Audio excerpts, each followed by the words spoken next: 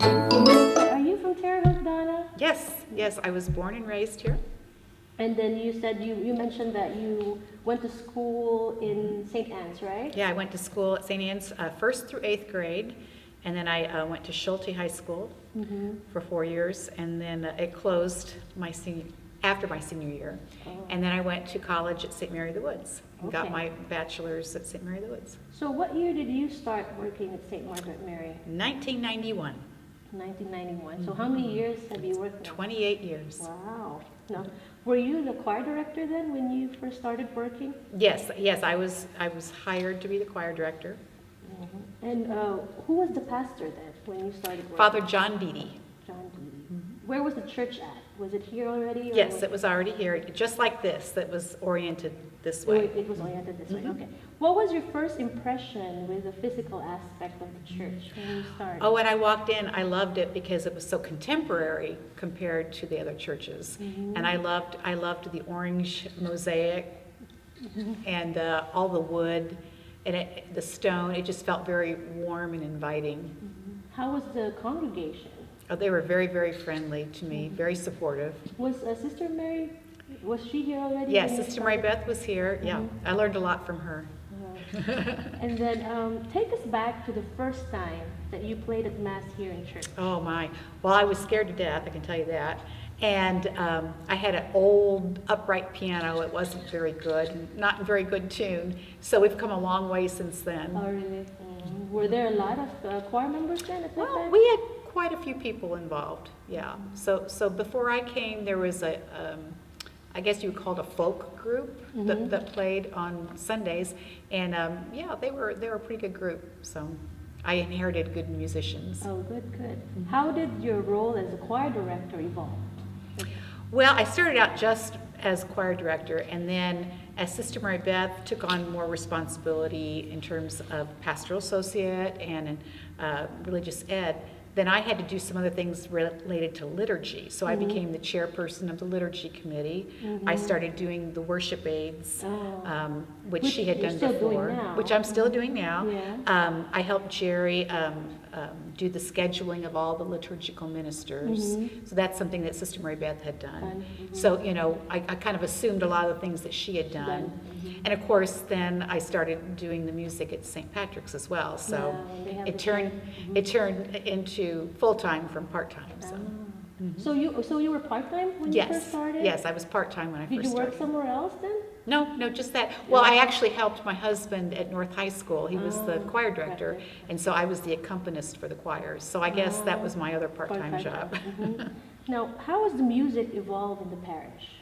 Well, when I first came, I think most of the music was more of the new glory and praise, contemporary music, which we still use some of that, but we also use a good balance, I think, of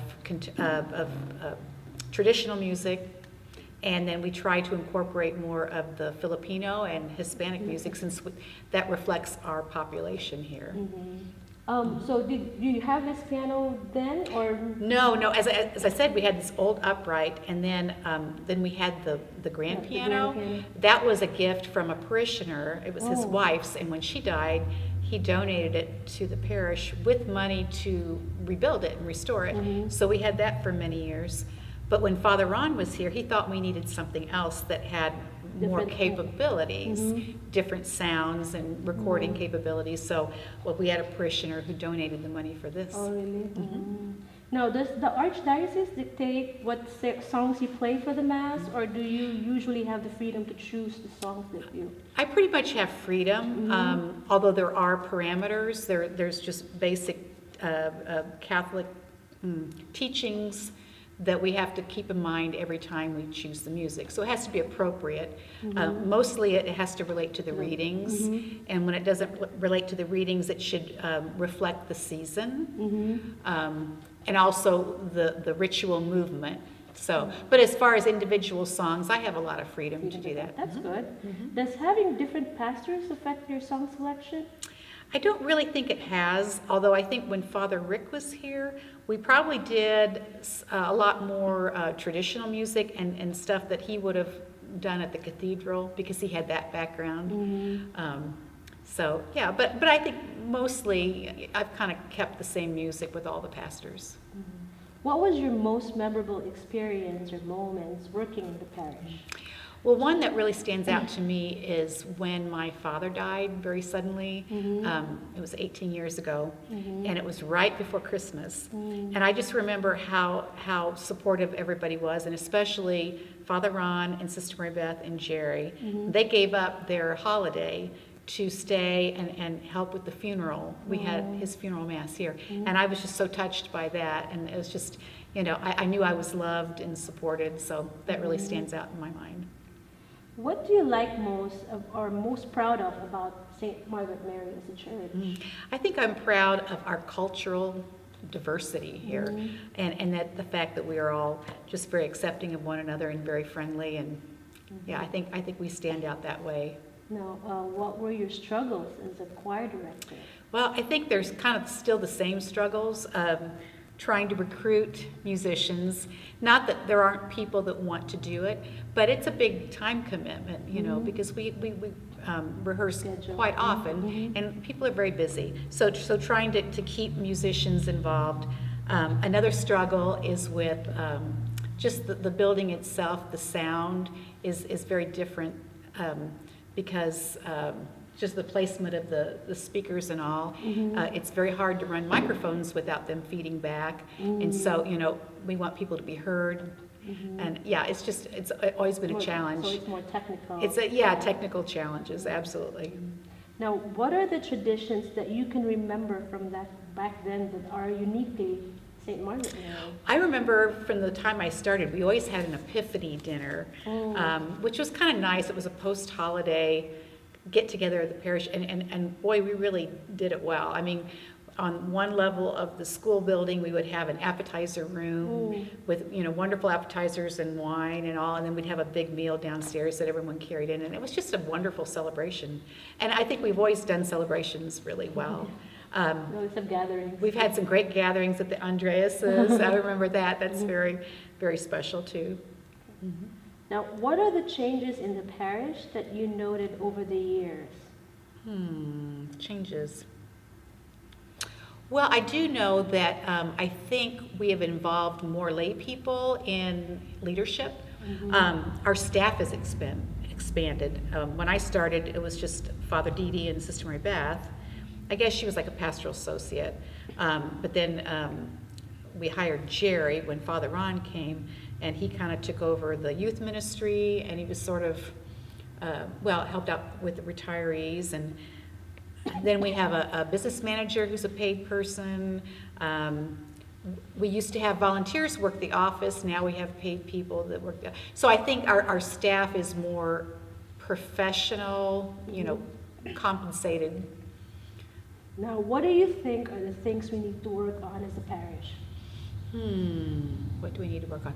I think we need to get more people involved in the ministries because it's a core group that pretty much does everything. And I mean, I think that's true of a lot of churches and schools too. You have maybe 10 to 20% of the people doing everything, which is not necessarily a bad thing, except that those people get tired. And so we need to try to get other people involved, kind of share the wealth. Division of labor. Exactly. Now, what are your hopes for the future of St. Margaret Mary?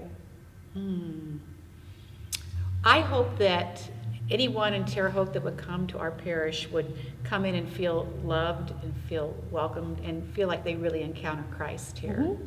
That's a good one. Now, what advice can you give to those who are presently working in the parish? Well, I would say that the people working here need to take care of themselves. So they have to be very protective of their time off and make sure they take vacations so that they don't get burnt out and they can come back, refreshed and ready to do God's work. Yes. And what's the best part of what you do? Oh, well, it's by far the people. I just love the people here. It's very rewarding. And when I hear people sing in the congregation, full-throated, as Sister Mary Beth would say, I know I've done my job. That's the most important thing, is to hear everybody singing. Being in liturgy, Do you think the parishioners are very responsive to the music that we have in church? I think so. I think they sing really well. So, Because I've always thought that one of the greatest assets of the parish was the choir. oh, thank you. It's not that I'm talking to you, but you create that atmosphere that makes worship very, very warm, inviting, and we feel like participating. Okay, and Good. I can see that. Just looking at the parishioners, they look forward, to coming in because of that. And I think, with the homilies of, that's also, is a great part of it. So I think overall our parish is quite blessed because I all think these so things that are probably taken for granted, we really have excellent, capabilities in here. Yeah, we and do. the choir has always been a strong point of the parish. I Yeah. think, with It all the sets the different ambience. factors. Yeah, I hear that from people that go other places on vacation, and they come back and tell me, "Oh my goodness, this is really special what we have." Yeah, it is. So. And the other thing that I really look forward to every month are the children's choir. Yeah, A yeah. wonderful job Oh, with thank the you. children. Okay, so and I think that you feel it from their participation, and I think you know that every time at the end of each service, when the children sing, it's a special treat for the parish. Yeah. So, Well, and they are our future, so So good. When did it get started, Donna, the youth choir? Well, I started that when I first started in 1991. Oh, really? Yeah, and they Wow. hadn't had one before, so. That's good, Yeah. really, because it encourages the children to participate in Yeah. the liturgy. But I can tell you too, that it's gotten a lot better once we've gotten the Filipinos involved. I mean, that's been a real blessing too, because that is a great, I guess, value that your culture Yeah. has is music and Yeah, singing. yeah. Yeah, because some years have not been so good with the youth choir until we started getting the Filipino involvement, Kids. so, yeah. Yeah. I They always like know to it's going to sing. be good, They yeah. like to sing. They do. Yeah. and I guess it goes beyond the masses as well. You're participating with the Simbang Gabi and Yeah. all that. Our community really appreciates that. Yeah, we so. appreciate Oh, well, that. I appreciate it too. It's an honor, really. Yeah. But how about the changes from, actually, if you were here from Father Didi, then through all, we have gone through four. Four Yeah. pastors, yeah. So have you noticed any, was it a big change from, a pastor to pastor, or was it a big adjustment for you? I thought it would be a bigger adjustment, but really, every pastor I've had has been very supportive of me, and it hasn't really changed the way I've done things. So, Because you do it great. Oh. You won't have to change anything. Yeah, right, Steve? Right. You're the manager. Your comments are right on target because she's always telling me, and I just know it from the way she goes, that involvement of the congregation in worship is her goal. Uh-huh. And that you can sense that Yeah. in the music itself and how the people participate. Donna usually makes sure that if it's a new song, she plays it before the so kind of gets the people familiar. right. Or like we're doing with a new communion song, using it several weekends in a row so people can get used to it. Yeah. And in the Spanish community, our Latino community, I'm sure that those special touches with, a few Spanish, songs Spanish songs. in Spanish and the Filipino verses that go with that, those are really very good. And to be very honest, I kind of choke up. It's really, it's a nice touch, and I think I'm sure that there might be other ethnic groups who might, be looking for, so our German group, Yeah. maybe a very small community, or I don't know. So, but adding those special touches Yeah. are great. Oh, yes, the Bilingual intercessions, mass, absolutely, yeah. absolutely, yeah. And your choice of the songs are always very appropriate for whatever liturgy we are gospel is. celebrating. And it's Yeah. really a great selection. Mhm. And it's never tiring. Yeah. And the other thing I really like is occasionally you play the piano solo. Mhm. Yeah. Though The I instrumental. wish you would do that more often. Yeah. Or actually, my suggestion Uh-huh. is probably if you play it sometimes before the mass, Yes. as everybody's gathering. Yeah. Yes. I think that I bet more people will come earlier. Yes, I really should do that because I think maybe also if I did that, it might get people to Settle down. settle down, Yeah. have, more prayerful atmosphere and all. Yeah, You can set the mood, Set the mood, by, yeah. by doing those things. absolutely. And I think even just one piece before the mass Yeah. would do. A prelude, yeah. Yeah. Well, how about the Christmas presentation, Donna? When did you get that started? Did you get it started right away, like the ones that we do Yeah, I think ever since I started, we always did special music on Christmas Eve, like a half hour's Because that's a worth. good one too. Like, Yeah, I mean, yeah, people look yeah, we've forward always to done that, yeah. And you have your Choir for the what do you call children. it, the trumpet, and you give them a role, and I think they're so good that it's really you have your musicians are excellent, so it cannot all be just songs, but those so you challenge them to do something, maybe a song or a piece before we start the and I think that will be something to look forward to. Or Yeah, good a idea. man can sing just to set the mood Right. for the Yeah. day. And I think that will be an additional thing that probably you can experiment and see how Yeah. it's going to be accepted. I bet it will be well received. Yeah, I think you're right. I did that for a while, and then I sort of got away from it because I was so busy trying to get everyone on the same page, organizing, Yeah.